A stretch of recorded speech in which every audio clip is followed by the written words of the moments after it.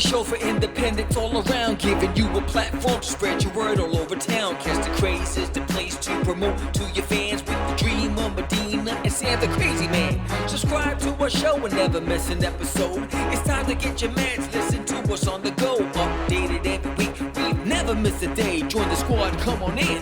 It's time to catch the Craze. If you are an independent, catch the Craze. Making moves on your own, catch the Craze. On your grind in the streets, catch the Craze. Join the movement, catch the Craze.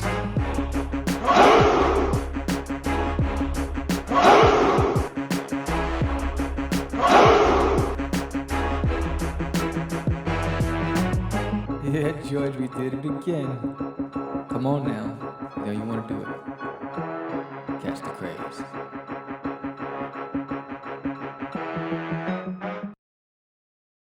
Welcome to Catch the Craze podcast. I am your host with the most, Sam the Crazy Man, Vera, and I am with George, the Dreamer, Medina.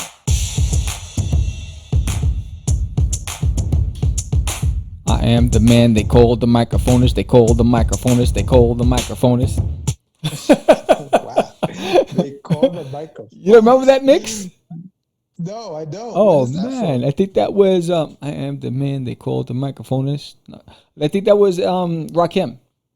Oh really? Yes. Oh shoot. Yes. All right. Yes. What's up, back. Georgie? What up, dog? How you doing, man? I'm doing good. You know, it's a new era. It's a new craze. It's a new day. It's all new. It's all new. It's you know, we're still not exactly able to go to the studio. No.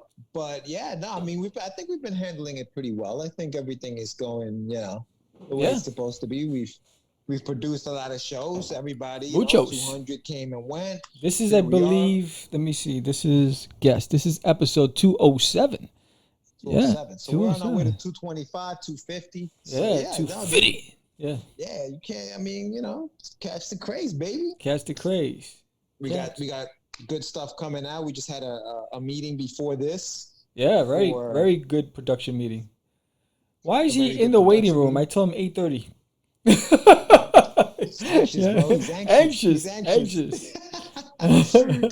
So today we have a couple of things going on Catch the Craze. We have a guest. He's a filmmaker, right, Sam? Tell us a little bit about the guest today. Yes.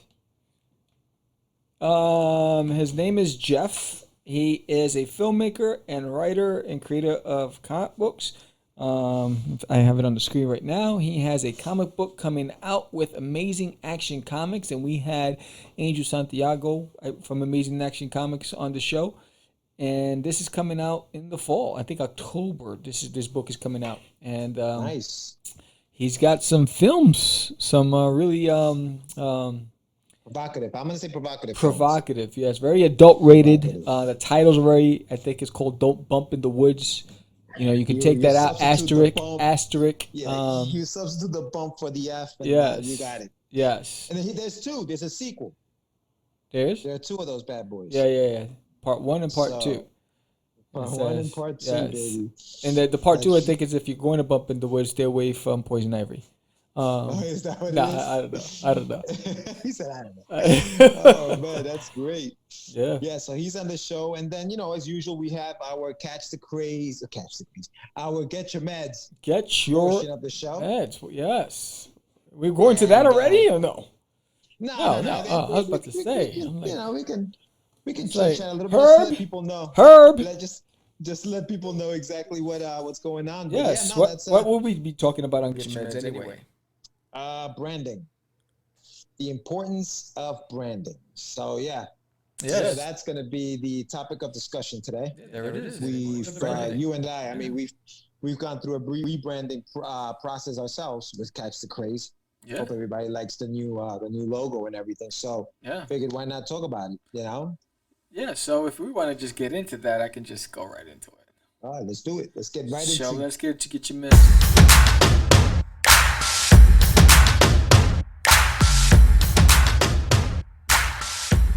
It's time for your medicine. It's time for your medicine. Take your medicine. Take your medicine. Take your medicine. What's going on over here?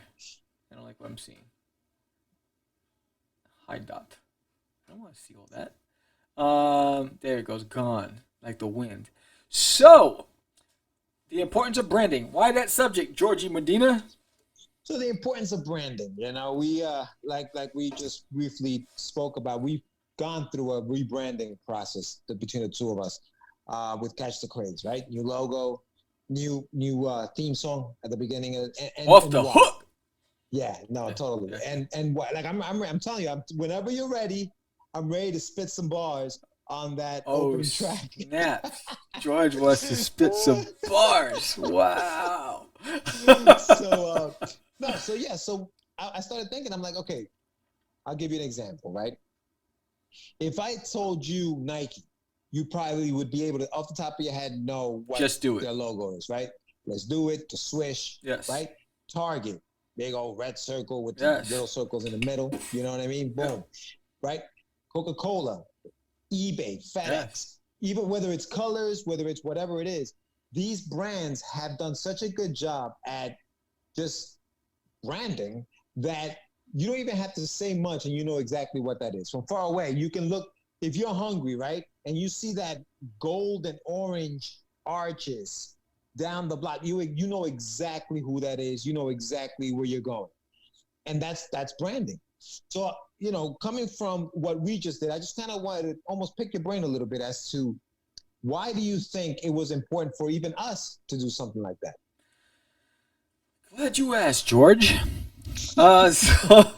So I think several things. If you did watch the Craze and 10 or Less, and that was a 14-minute show because it was 14 minutes. I broke the rules because there was just so much to share and I didn't have enough time, which is why this is a great opportunity for us to discuss since we have more time.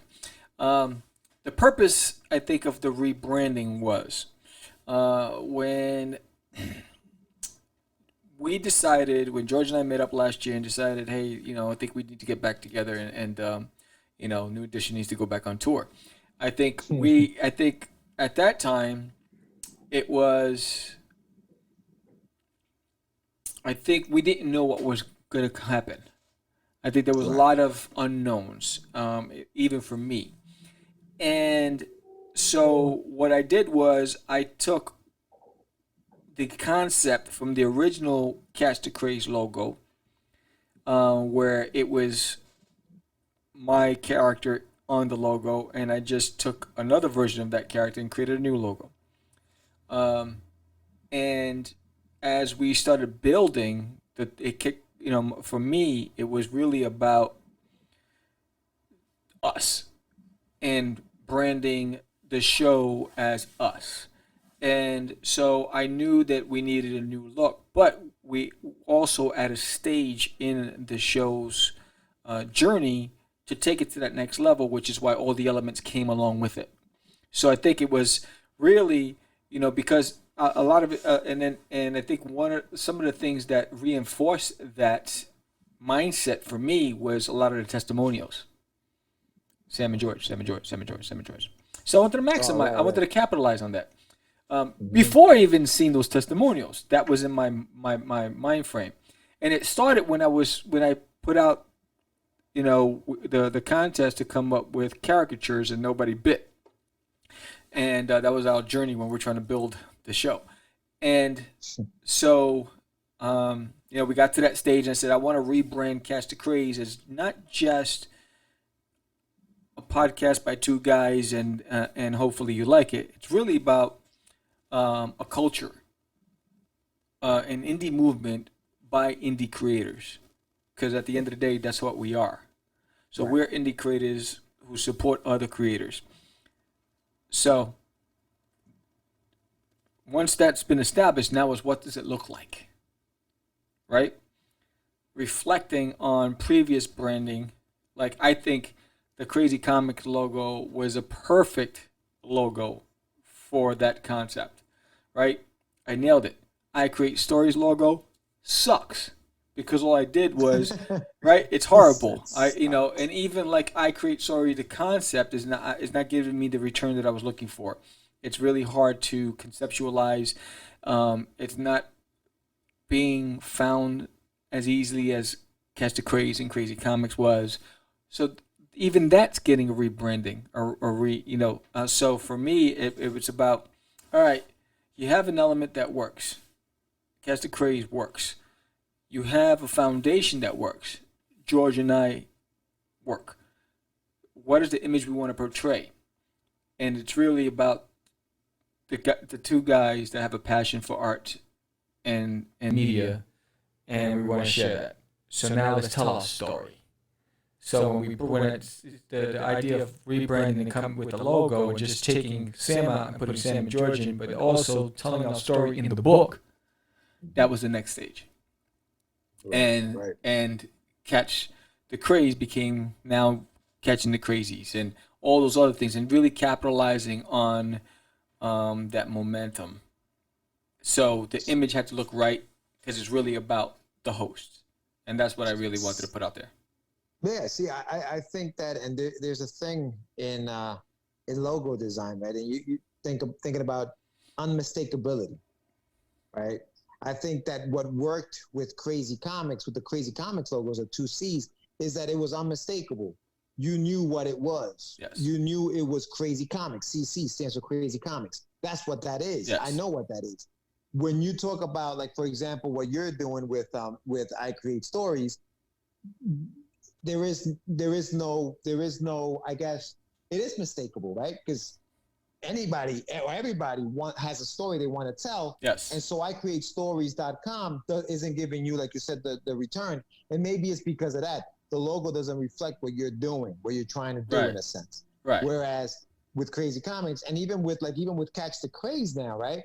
Everybody understands, oh, Catch the Craze? Okay, Sam and George Catch the Craze. Okay, yeah, they talk about independence. Like, there is no mistake as to who we are anymore. Right. And I think that the beauty and the brilliance of, like you said, of like the rebranding and the new logo and stuff like that, is that it solidifies that. Yes. And that goes back to the confidence that everything's about timing, right? Right. Yeah. So, and I think like we went through the journey, the finding our path in the game that we've been gone from for a long time, finding that chemistry that we had, and really molding it and nourishing it and building it, and then now, for me, it was like, all right, we're at that stage now. We can move forward to that next stage, and I think that was the confidence in where we're going. We're not the hottest brand in the game, but we have enough momentum that we know where we're going. And I think that's the biggest. So thinking long term, what do we look like and what's the message we want to send? And sustainability for me was the thing. And I was like, all right, can we package this? You know, when it was conceptualizing, can we see it on product? You know, what's the hook sound like? Which is why the hook needed to change. All these things to really tighten up our formula, so that way it's unmistakably Catch the Craze. You know what I mean? And there's nothing like it. And I think that's not for the sake of being different, but being different because that's who we are. Well, and that's the other side of that. There's the other side of like what it is to have an identity and to have a company with an identity, right? Our identity is defined by our intentions, yes, and not the outcomes. Yes. Our intention is to promote independent artists and to show you that they are a craze. Yes. You may not know it yet, right? You may not know who these people are because, you know, you may still be reading, you know, the Marvels and DCs, and that's cool because I like those books too, and I want to see the new movie that comes out next, whatever, right? I'm all for it. But the identity that we've established is that our intention is to promote the little guy. Yes. Okay. The outcome may not show right away. Like we struggle with the subscribers and all the other stuff, and that's always going to be a thing that we want to up the ante, get more. But that outcome is not our identity. Our identity is our intention, which is to promote the little guy. And our identity is also the quality of the content. So I think that's the biggest thing. So I think, I get a lot of questions about what are you using? You know, it looks so polished, but all that stuff, whatever. So for me, it's not just producing a show, but producing quality show, giving our guests a platform that they can be proud of when they're on, knowing that they're in good hands. Yeah. You know what I'm saying? It raises the bar. Yes, it raises the bar. Knowing they're in good hands because they get multiple means of promotion, free promotion, just by being on the show. There's the preview show, you know, a week before their show airs. There's all of the social media promoting the guests that are going to be on the show that we do. So they get all these avenues of free press from us. The intent is that they do their due diligence and let people know that they're going to be on this platform as well. You know, I just worry about our content, the quality of our content, creating an area where a safe space where people feel that they could come and play, and be free to express who they are to their fans. You know, when you talked about the I Create Stories, the I Create Stories is a great tagline.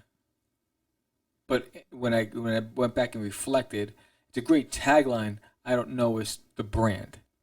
So it's like Nike is the brand. The tagline is just do it, right? So when I went back to it, and you're hearing it here, I'm going back to if it wasn't broken, why try to fix it? I'm changing it to Crazy Comics, leaving it the way it was, So there's a lot of work on the back end, right? So, but because I never really I wanted something different when I was coming back, and that's like, why try to disassociate from something that worked for me?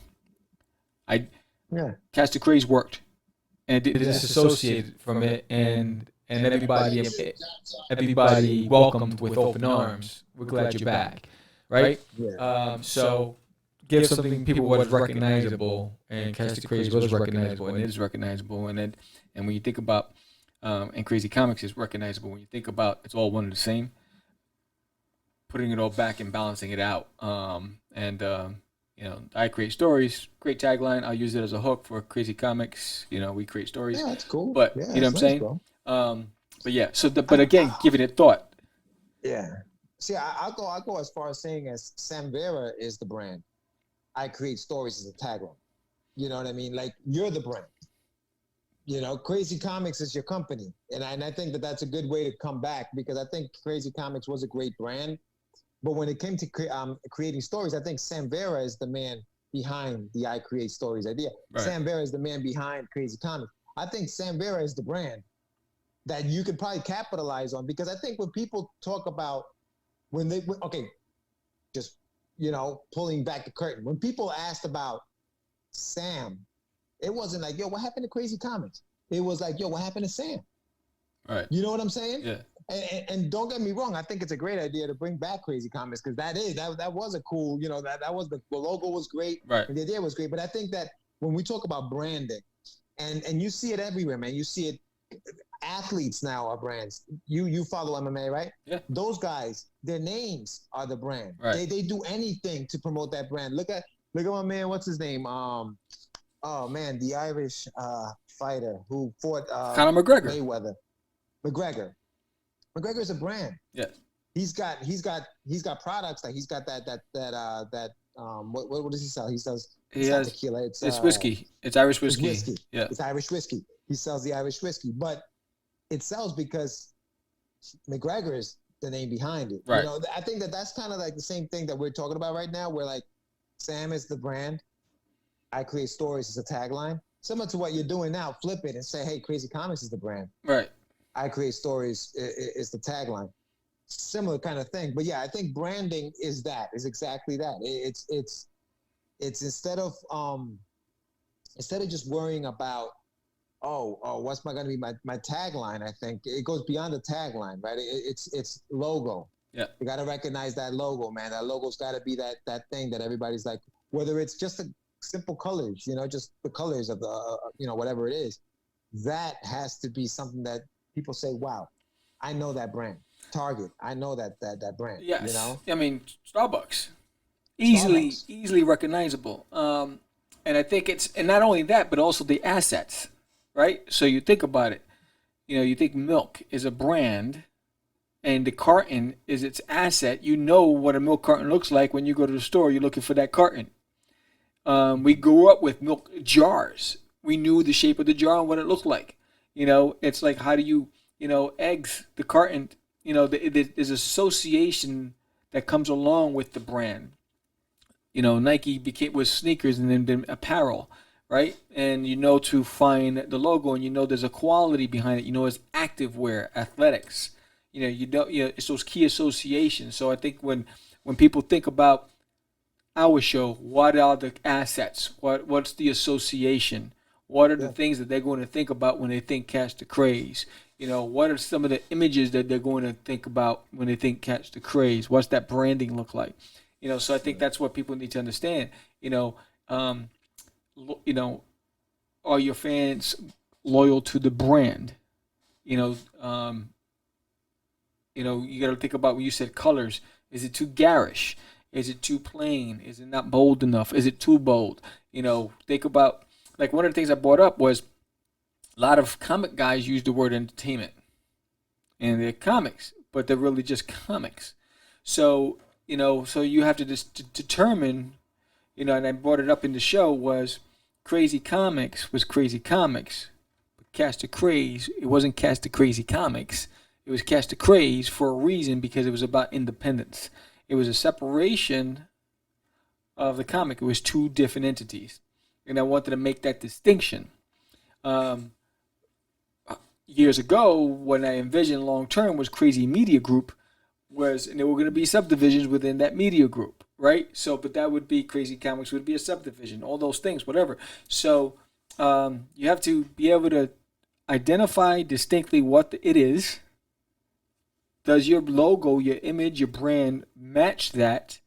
Does the culture on your team match that? Is everyone speaking the same language? Everybody representing the same thing? So there's a lot of things that go along with it. But it starts with purpose. What is the purpose of this logo and this company, or whatever it is that you're doing? And then once you've understood the purpose, then you have a platform. I think when I think it was probably spring this year, or maybe right in March around there, is when I put out the contest to try to get people to do caricatures, because that's when I started thinking about it. I was like, all right, I'm at this stage now that I think we're ready to start capitalizing on the duo, and that's where my head was. And it's like, all right, so I loved the circle. I wanted the image of the circle to be perfect. Yeah, just the right. Circle of trust. Yes. It's like yes, yes, and so then it came to me. I knew who the artist would be, and I was like, all right, let's go. But I think that's what it is. Understanding what your intention is, what your purpose is, and then the message you're sending with just an image. What do you want people to think when they see that image? What do you want them to feel when they see that image? Yeah. And it's great. There's a whole psychology behind colors. What red makes you feel, what blue makes you feel, what purple makes you feel. Like, there's a whole psychology behind it. So you have to do a little research as far as like what the message or what you're selling. Yes. The reason why a lot of companies, like, for example, I'll give you an example. Like Target, for example, uses red in their logo, is because red is known for like sales, and people want to buy when they see red, and it entices them to do those kind of things. Orange and yellow, they've said that makes you hungry when you see those colors. Yes. And so McDonald's, gold and red or orange, or however you want to see it. But yes, there's a whole science behind everything you're doing when you're doing your branding, and you have to think about all those things when you're doing your branding. Yeah. What are you selling? What are your intentions? Like you were saying, make sure that whatever it is you're selling, your product is top notch. It's not something that people. It's easy. It's a lot easier to get people to say bad things about you than it is for them to say good things about you. Just real quick. You mess up once, everybody will know how bad your product is. Yes. You have to try really hard to make people understand how good your product is. And so, branding is very important. And I'm glad we had this discussion, because I think it's an important discussion to have, especially with our absolutely. And we could go on for a long time, but I can see our guest is in the waiting room. So we're gonna go to commercial, and we're gonna come back, and we'll have Jeffrey on the show. And I don't have that commercial, but I have this one.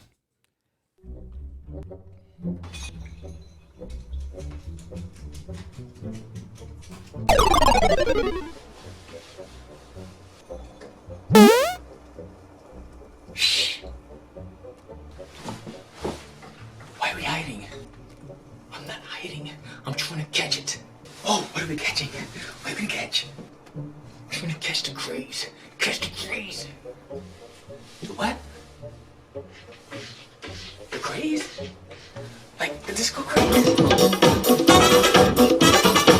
No. No. What are you wearing? What do you mean, what am I wearing? What are you wearing? Fresh. No one says fresh anymore. Why are you acting up? I'm not acting up. You acting up. Come on, man. Stop acting up. Candy girl. All right. So I see the name. He's connecting his audio. Nice.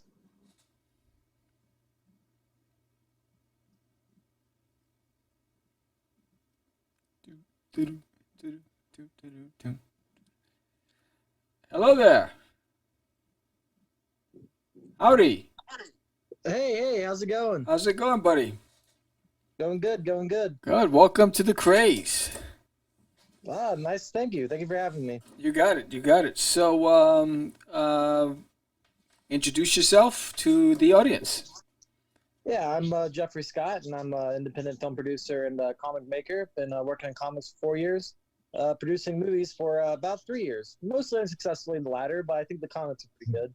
Cool. So, on the screen is my co-host, George. How's it going, Jeffrey? How you doing, bud? This is George. Nice to meet you. Nice to meet you, sir. We were talking about some of your endeavors prior to you coming on the show. You did some films, and now you're delving into comics, right? That's what you were saying? Yeah, I've been freelance writing for a couple of years, but we're finishing up my first series here in September. The Drunkard Out Space, September 16th. Amazing Action Comics. You gotta get the publisher name and the release date in there. Yes. Yeah, I actually have it on the promo. So the logo and the cover is on the promo. So before the show, people actually saw it. So before we talk about your current endeavors, let's talk about your journey. So where'd you grow up? Bridgeport, West Virginia. So a little town in the worst state in America, but wasn't a bad considered. Right. So what did you do there growing up as a kid? As one might imagine of many comic writers, I read a lot of comics, watched a lot of movies. Pretty typical upbringing, things considered. Nothing really all that special. Just watched a lot of movies, probably thousands over the years. I really couldn't tell you. So what was your first comic? First comic that I worked on, or that I just really fell in love with? Read. Probably the Donald Duck ones, really back like 3 or 4 years old. Just the really old classic ones, from the 50s, 60s. Nice. Just really fell in love with the format. Never was much of an artist myself. I tried, but writing, even if the writing's not so good, if you hire a good artist, it can at least be decent. Right. So as you grew older in your teenage years, what comics were you reading at that time? Well, I really like the stuff by Scott Snyder. He did some really horror-esque, runs on Batman, but his independent stuff really is pretty great. Severed, I read when I was probably 14 or 15, way back in 2012. It's sort of a fantastical 1920s epic about Albert Fish, except they don't call him Albert Fish. Right. And it's easily the first one I ever read that I thought was just gory, mature. It has a sense of humor to it still, but it really... It made me realize it wasn't just superheroes, which, of course, anyone who reads comics knows, but I was 14, so... Right. So now you mentioned that you watched thousands of films. What is it? What is it about film? That might be a little bit of a hyperbole. But yeah, I know. But what is it about movies that intrigues you, and what is your specific taste in movies? I watch a lot of horror, but really a lot of the genre guys, too. Kurosawa, Bergman, any of the... greats, what have you. Well, what I like about the medium film really is the motion. I don't think there's another medium that combines storytelling and motion, set design.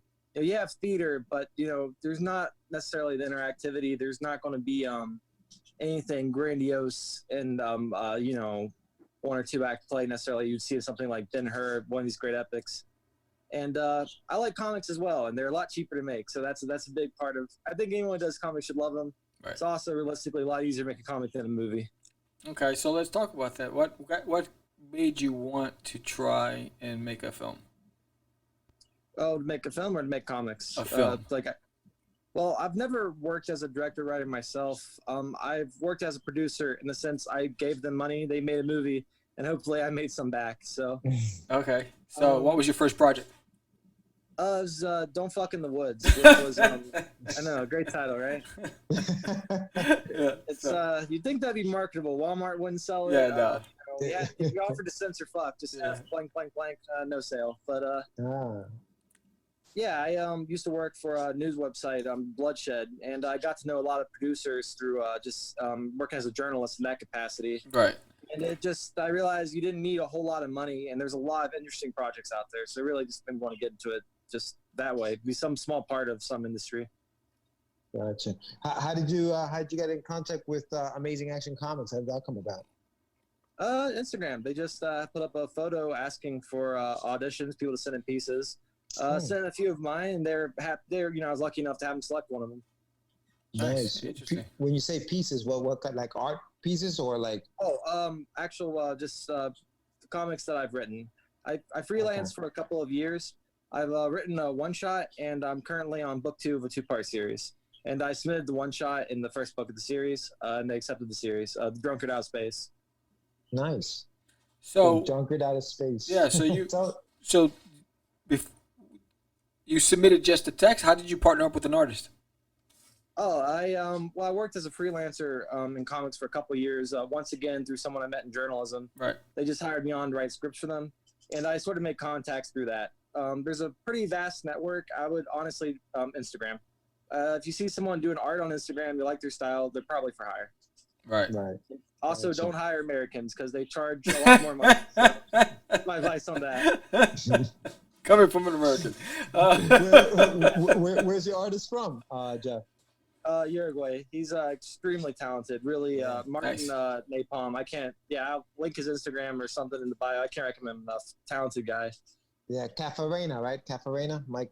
Is that his last name? Cafarena. Yeah, he goes by Napalm in his art. Cafarena is his real name. Yeah. That's awesome, dude. Yeah, I'm looking at the cover of the book now. It looks pretty dope. How many issues is a 2-issue miniseries? What made you do a 2-issue miniseries? Most people do 4 or 6 issues. You kept it to 2. I wrote a script for basically it's going to be a one shot, and it just ended up being a little bit too large in scale just for one. And if I was an independent creator as well, I would advise people try and keep it to one shots, keep it to 2 max, because funds are going to be maybe not as easy to come by if you're working for DC or the like, and it was going to take a lot longer. Right. People aren't going to care about a 4-part series if it comes to part in 5 years. That's just realistically, people want a full story in a book if they can get it. Yeah. No, good advice, man. Good advice. Now, let me ask you this. You mentioned that you were a journalist and you did some work for, was it Bleeding Cool? The Bloodshed. The Bloodshed, yes. Yeah, horrorfuel.com, a couple others. Just really, this was like 5 years ago almost. There's really a select few sites that you worked for and hopefully got picked up by someone like Bleeding Cool. No, definitely. But I guess my question was more so for like a young writer, say for example, a young writer who wants to get into the industry, wants to do this for a living. Tell us a little bit about, and I understand everybody's journey is different, but what would you recommend, like a young writer who wants to do this? Do you recommend them maybe doing some freelance work for like a magazine at first, or how do you recommend that going for a young writer? For journalism or for comics writing? Either or. I mean, journalism, comics. I mean, you started as a journalist and you transitioned into comics. Well, how did that happen? I got my undergrad degree in journalism, and I actually worked in a professional capacity at a newspaper. But prior to that, with the horse stuff, because this was before college, any of that, I just asked. I just found a site that I liked. It had a pretty. I mean, you're not gonna go work for Bloody Disgusting or something right off the bat. It's not gonna happen. Mm-hmm. And I worked for free, which for the first couple years, just I offered to write articles. They're like, hey, we need articles, and we're not really in a position to turn people down for not paying a dime. Right. And I did it because I loved it, and I totally get that's not realistic for everyone. And I was also 17 when I started doing this, and also you're gonna be awful for a few years. That's just inevitable. So you know. Right. But just ask. Most people will let you. Nice. Good stuff. Yeah, just a matter. It's about getting that courage, right? To just say, hey, can I do this? And usually they'll say yes, is what you're saying. Social media is helpful for that because once again, a lot of people to find, and you just have to type it out. You don't have to look them in the eye or wear a suit or anything like that. Yeah, that's how you found me. It's like you wouldn't be looking for a guest, would you?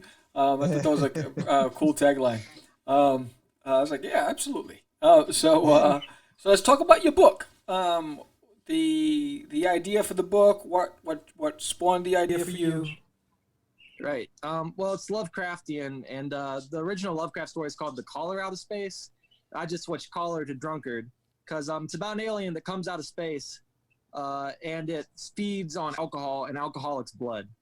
So it's a drunkard. It gets drunk off of this. And the basic idea came from this thing that happens in Russia in particular, but other cold areas, where bars will have drunks that will stumble into the woods off of their property and actually freeze to death. And they won't be found until the springtime comes and the snow abates. Because, we're talking 10 Siberia, 10, 12 feet of snow, it's going to cover these bodies.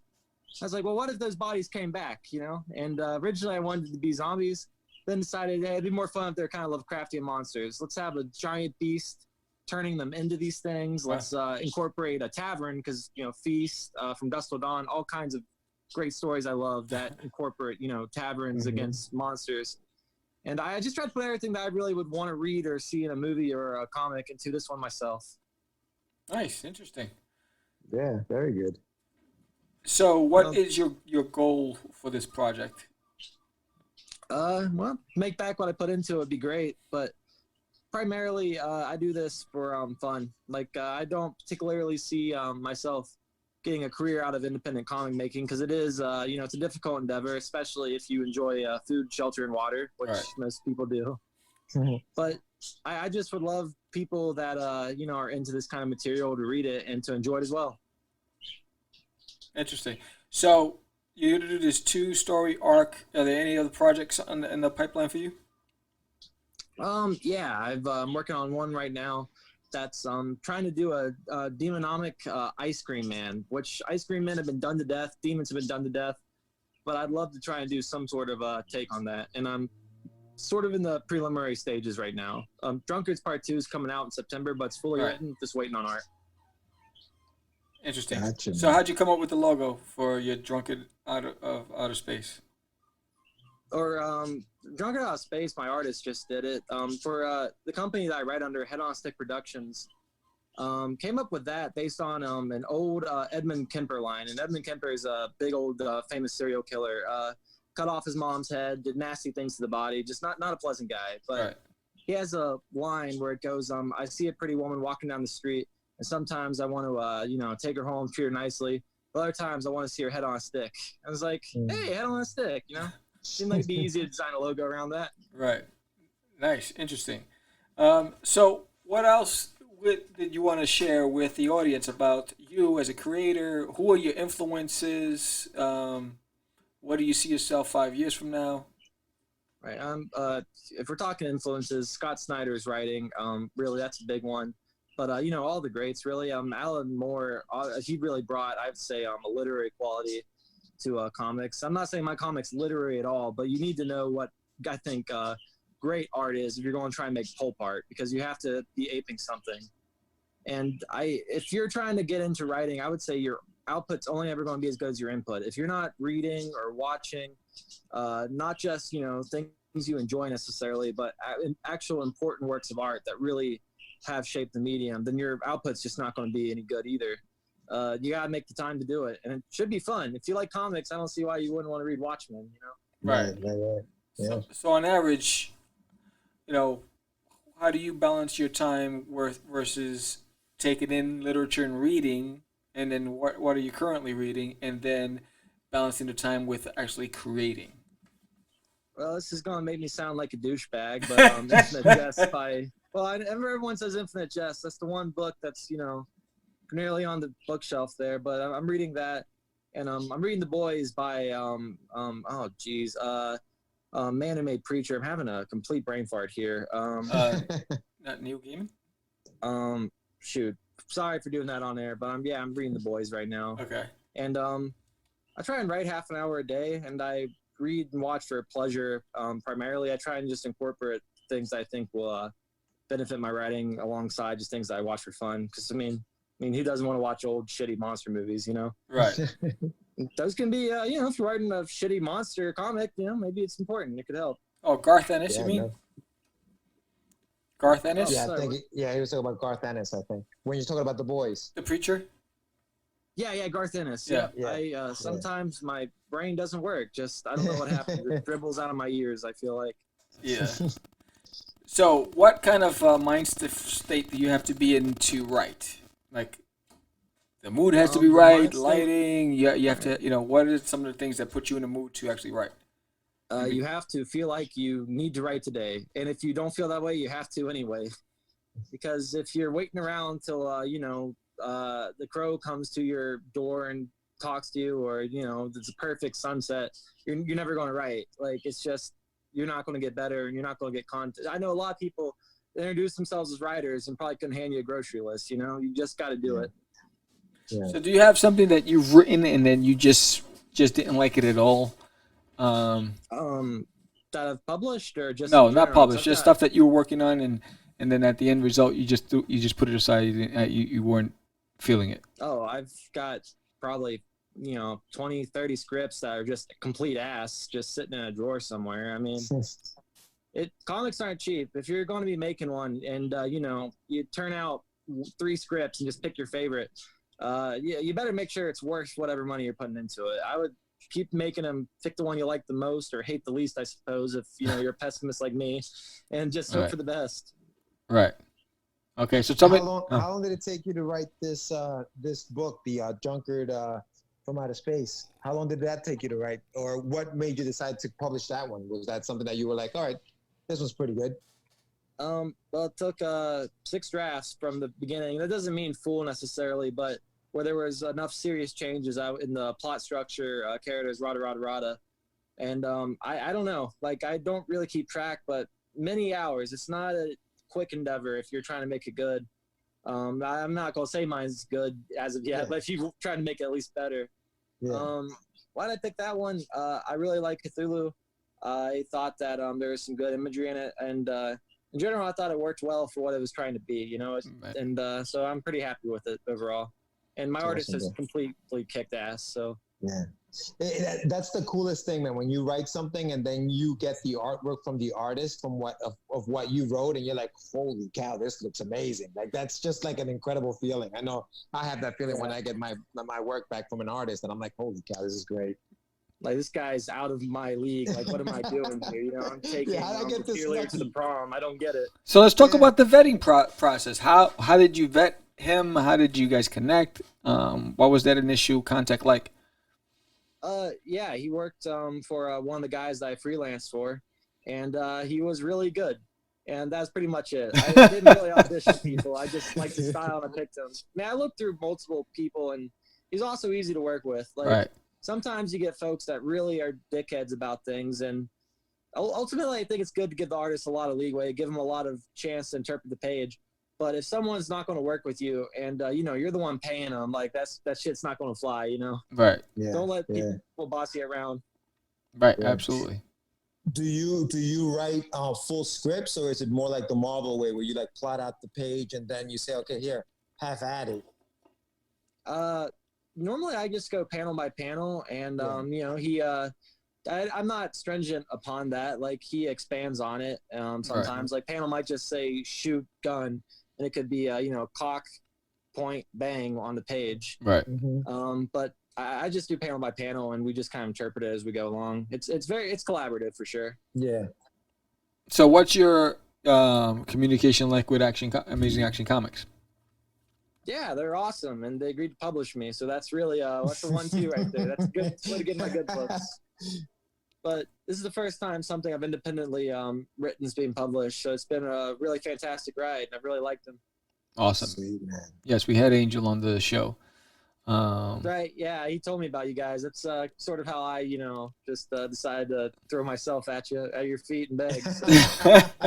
Nah, dude, It's pretty. Thank you for reaching out, man. Yeah, it's really that simple. I think sometimes people are hesitant to reach out, and it's really that simple because our purpose of the show is to really just give a platform for indie creators to get other people to notice their product and their passion. So it's not that complicated. I was kind of shitting on my hometown a little bit. I think there's one benefit. There's no trouble to get into. So you sit at home watching movies and writing about Right. comics.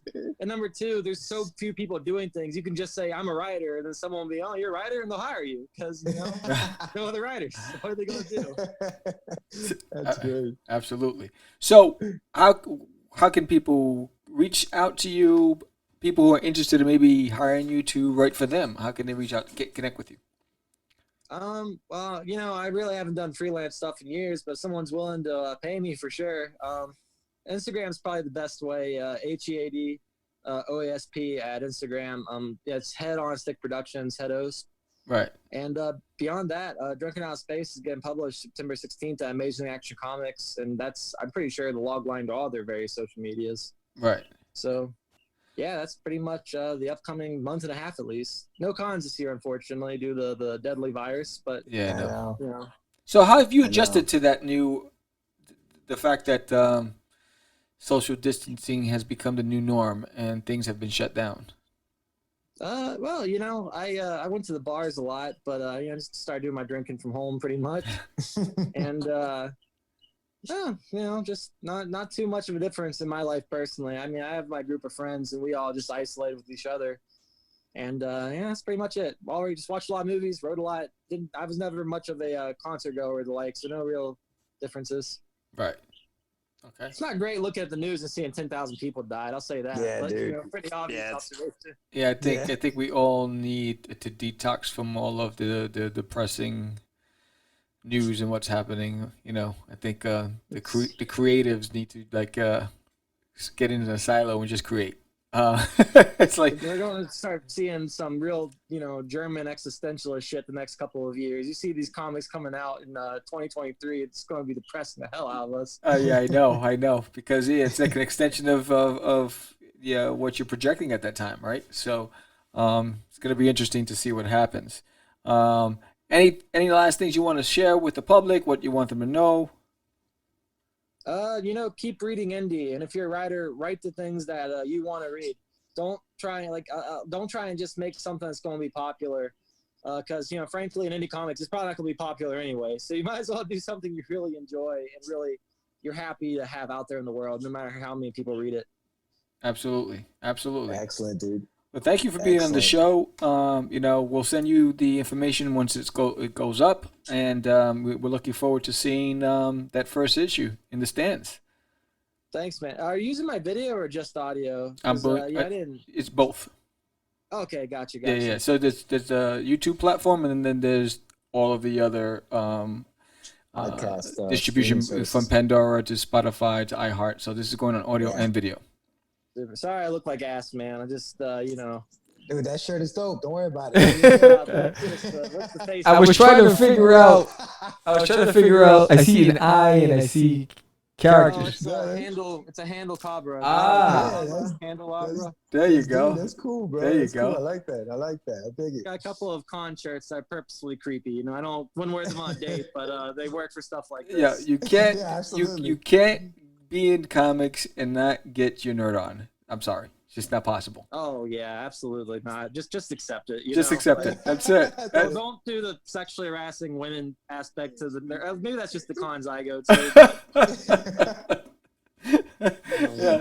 Yes, but no, it was cool having you on, and we'll definitely want to follow up towards the end of the year on the status of your book and how it's done and the feedback you've gotten. We'll definitely make sure that on our end that we give you that spotlight. And don't forget yourself to let your followers know where to see the show. And we wish you much success in your future endeavors. Well, thank you, sir. I wish you that on yours as well. Thank you again, buddy. Thanks, Jeff. Take care, man. Take care. You got it. So, another really good show. Yeah, It was pretty cool. Man. You know, at this point, Jeff is straight up. I like Jeff. Jeff straight up. This is what it is. I like the fact that he said he's a pessimist. So this is he's funny, man. I like it. I had that conversation with somebody at work because which one? At work earlier today, we were talking about all the negativity. He's like he was a pessimist, and I said, and all he sees is negative. I said, well, I'm an optimist, and I have faith, and so I think we need more of that to combat, because I think what happens is you think destruction is inevitable, war is inevitable. It's just a matter of time. And I think, for me, it's like, all right, but also the reverse is inevitable. There's a possibility that we can make a choice and change and do things right for the planet and for each other. So, no, but I like his story. I like the fact that, he's straight to the point. He's a bullet pointed guy. Tell us about boom. It's like he's very bullet pointed. But I like the way how he took the spin on what happens with the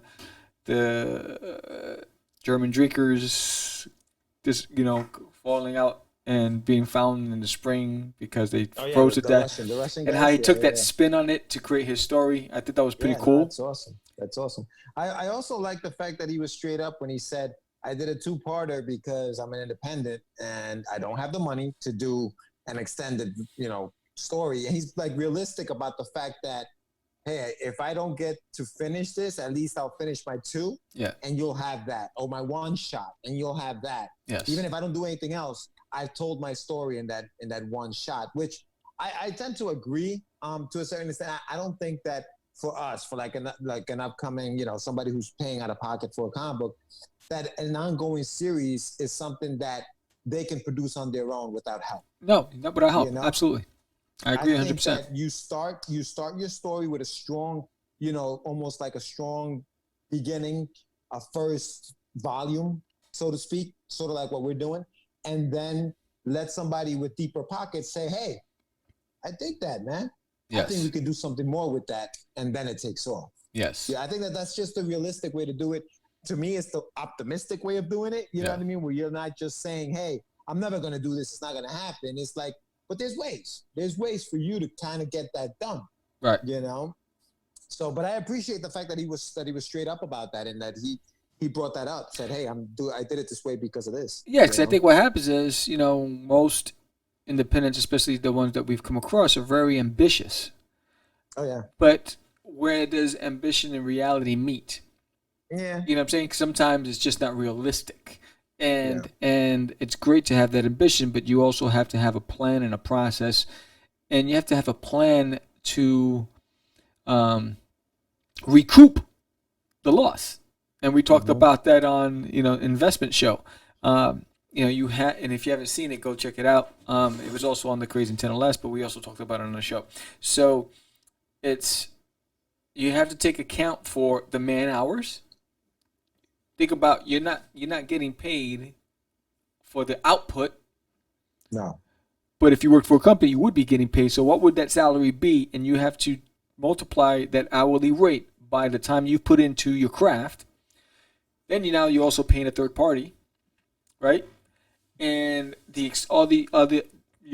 you're on social media the time that you're on there, so you got to look at that time. So you got to look at if you have a website, how much that costs. All those things, you have to recoup that. I think what happens is there's a sacrifice that independents are willing to make with the having that wishful thinking that this can take off. So I'm willing to take a loss. And I think my message to everybody is don't be willing to take too much of a loss. Take a risk, but don't take a loss. You know what I'm saying? So take a calculated risk. Do what Jeffrey has done. He vetted the right guy. He saw a solicitation. You know, we're accepting submissions. He capitalized on that. You know, and those are risks. And he got accepted. So at least he says, you know what? My work is paying off. I got somebody else who's going to do the promotion, the printing, all the other stuff. I have to just make sure that I deliver on deadlines and the content. And beyond that, don't forget that just because this guy picked you up and he's printing and he's doing all that stuff, you still have to promote your own stuff. Yes, the hustle. So don't fall asleep at the wheel. Don't just sit there and say, oh, okay, this guy's got it. No. Yes. That's still your product. You still have to promote it. You still have to get on social media, on the website, whatever you got to do to promote this thing. You have to do it. Get on a show like this. Yep. Contact us. You know, say, hey, I got a book and I promote it. I got music and I promote it. I got a magic trick and I show it to you. Whatever it is you got, go to the proper networks or the proper channels and promote yourself. You know, don't fall asleep just because somebody picked you up and, you know, is taking the brunt of the financial risk at this point. You still have to go out there and push forward and make sure that it's seen. Absolutely. So, yeah, another good guest. And again, it was as simple as he DM'd me on Instagram and said, hey, you wouldn't be looking for a guest, would you? And I went to his profile, looked him up before I responded. And I was like, all right, he's a creator. All right, he produced a film. All right, he has a comic book. Here's somebody has a message. Yes, absolutely. But it's as simple as that. Just reach out. I see a lot of creators following, but I think with the intent of hoping that we ask, just ask. You know, it's as simple as that. But thank you, Jeffrey, for being on the show. I wish you a lot of success. You can find him on Head on the Stick Productions. He's on Instagram. And go to Amazing Action Comics website and check out. They have an entire portfolio of books that they're releasing. Good guys. We met one of the duo, and maybe we'll have the other partner on the show as well. We have a Patreon. You know, what level of crazy are you? You know, you have an opportunity to support this show. Get an icon based on the level of craze that you are. You know, we have hyper crazy, super crazy, you know, psycho crazy, a whole bunch of crazies. And, you know, check out our Kickstarter and support us. And thank you all out there, the subscribers. You know, we look forward to another 200 episodes. Yeah, definitely, man. Definitely. And the link to the Patreon will be on our bios, either on Instagram or even below on this channel as well. So just click on that and support independence. And see you guys next week. Yeah, see you guys next week. Thank you, guys. And I'm Sam the Crazy Man. Vera. George the Dreamer Medina. We out. And that credit is gone. Thank you. So I'm gonna hit end because I have to add that later now. It's just easy. It's not. Crazy. Acquiesce. No, I was talking about my friend Acquiesce. I met him. Say my name, right? This is what you were thinking? Oh, He described me. He said, I'm the You're Catch the Craze. You're listening to Catch the Craze. You're listening to Catch the Craze. To Catch the Craze. You are listening to Catch the Craze on Catch the Craze. You're listening to Catch the Craze. Candy girl.